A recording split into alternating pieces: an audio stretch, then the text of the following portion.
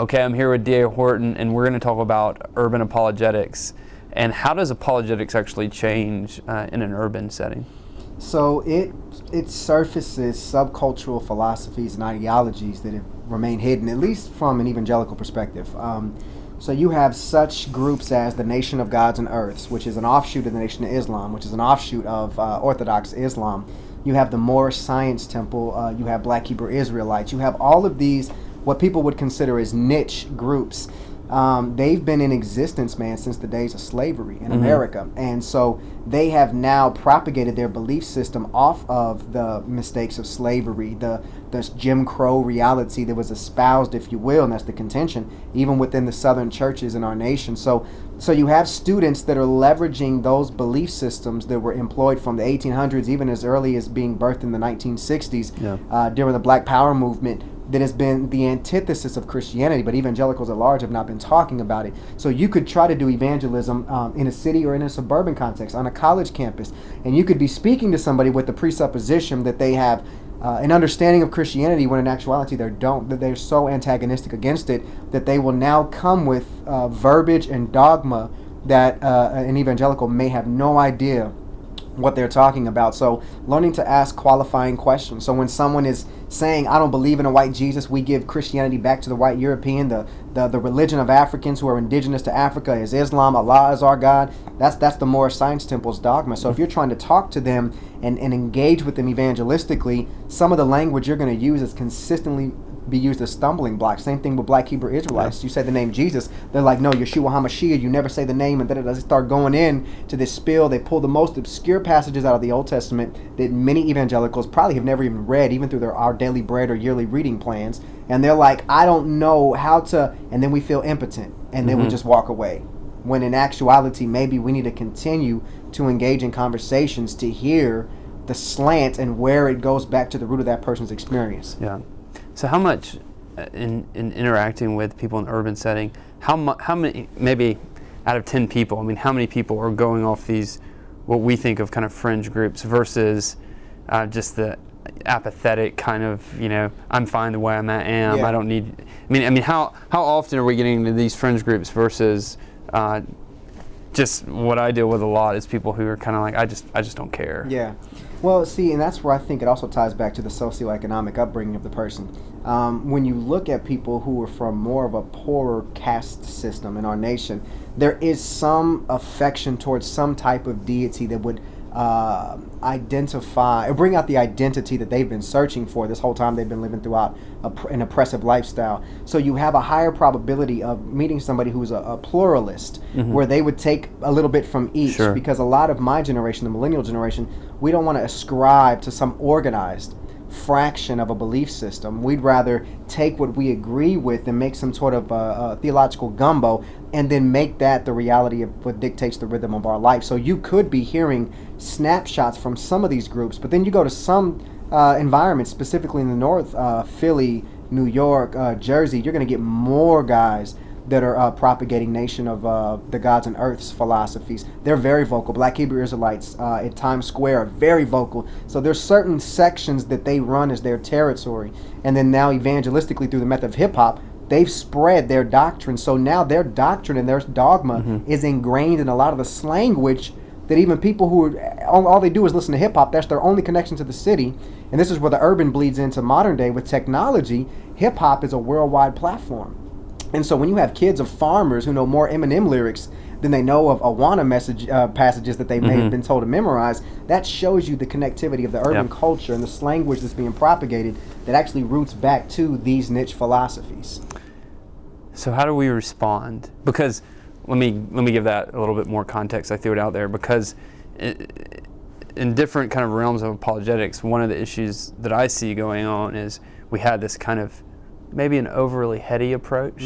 It's like, let me open your brain, I'll pour in, I'll back you into the corner, and and I'll convince you just rationally. And I think there's been a little bit of kickback in some recent books saying, yeah, but there's something even deeper there going on. And so and sometimes just dealing with some fringe groups at times, it's difficult because all they want to talk about is here when really there's heart issues.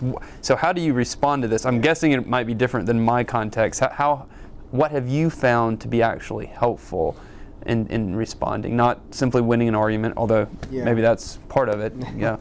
Well, I think employing the three faculties, the head, the heart, the hands, synonymously. Mm-hmm. So we are working with ongoing relationships and conversations. When I studied with Black Hebrew Israelites, I began to recognize some of the disconnection between the dogma and the demonstration of their life.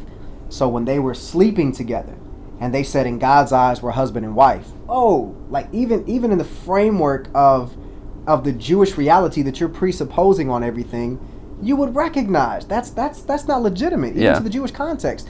So I would begin to see inconsistencies, and rather than trying to put them on blast and go full bore on an inconsistency, I would say, hey, help me understand how you got through that framework. And what it is it got to their battle with lust. Mm-hmm. And you got away from the head and you started dealing with the heart, because from the heart flows the reality of the hands. So the more I stayed in conversation, the more I would show a consistent conviction of my lifestyle according to the text, and how I would exegete and exposit it and say my life is a living exposition of what I believe.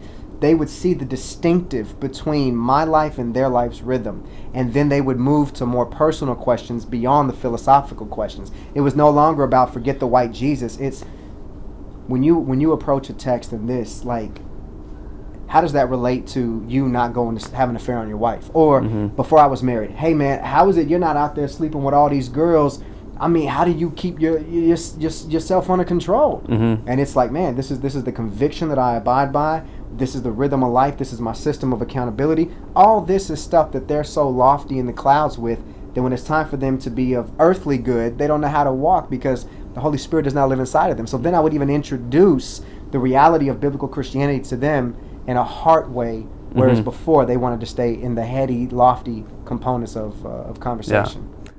Yeah, I'm seeing just some commonalities as you describe this. One is you build a relationship with people, and it's not simply it's in part relationship evangelism, but it's more than that. It's really, sometimes we throw that out, and we're just trying to get into their life in order to share the gospel, which we are, but it can make them feel like a project, and you're really caring about them. You're in their life, and you're showing that. But then that opens up not opportunities to kind of pick at their worldview and some inconsistencies and really drive down deeper to the heart, which there's so in some ways it's comforting to me not being in these contexts to know really what we're looking at is we're working with some of the same principles. Absolutely. And yet we're thinking through culture. Yep. And we're thinking through, okay, how do we take doctrine? Mm-hmm. How do we evaluate culture? And then Richard Lynch talks about having a theological vision that kind of stands between the two. And so how do we actually take our doctrine and actually apply this to the culture that we're in? And you're in an urban setting. I'm from South Georgia. It's very different, yet just a little, but still some of these same principles, and then we're working that out into our context. I think, and the other thing I would say is what drives me, and I pray that drives other believers, man, is that we see ourselves as missionaries, and wherever God has planted us, Acts 17, it's by God's sovereign design. So we need to maximize the moment we have in that mission field. But at the same time, I'm a big proponent of the dialogic model. So I believe that we should throw content out, we should discuss, it should arouse questions, and then we break, and then we come back and we throw another piece of truth. It arouses conversation, questions, and these are worldview questions, and it's the process of dialoguing through the components of what we're throwing out so that we can now not only have a seat at the table, but prayerfully through the course of relationship building, man, we're actually controlling the rhythm of that conversation. And the whole time when we're breaking away, we're interceding for their souls. Like, that's the thing that I pray bleeds the most out of whatever I say and do, is the compassion of Christ, man, would be seen. That if I'm squeezed through the tense questions, if I'm put through the ringer of their horrible experience from a church, that they would see the compassion of Christ that keeps me coming back and wanting to engage in dialogue. So I'll deal with their slants, their aggression, and love them through that, to the point that I've even been asked, why do you even still stick around? Because I'm like, because I see you as a valuable image bearer of God, that there's a redeeming component that you're missing, and I want to see you know Christ the way I know him. Yeah, I think what you're saying is, and what I would want to echo in what you're saying and put in different words, is that the gospel not only is the message we're giving, but the gospel actually gives us these rules in how we give the message. And that's kind of going back to Jonathan Edwards and ultimately to the Bible, Yes. which is even more important. But Yeah. but I think what we're seeing is how theology flows into actually praxis and practical life, which is important.